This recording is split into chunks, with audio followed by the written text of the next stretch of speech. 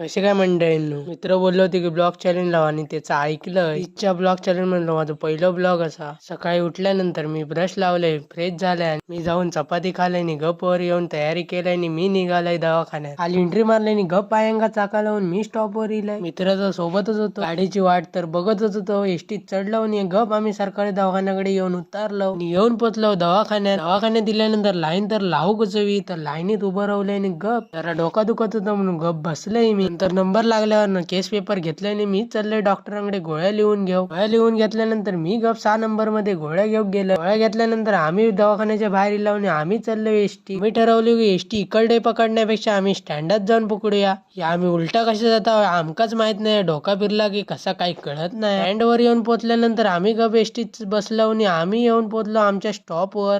त्यांना 2 मिनिटं चाललो आणि आम्ही येऊन पोहोचलो हॉस्टेलवर. तर तुमका व्हिडिओ आवडला असा तर नक्की लाईक करा आणि यूट्यूबला सबस्क्राईब करा आणि फॉलो करू विसरू नका. आम्ही सगळे मालवणी.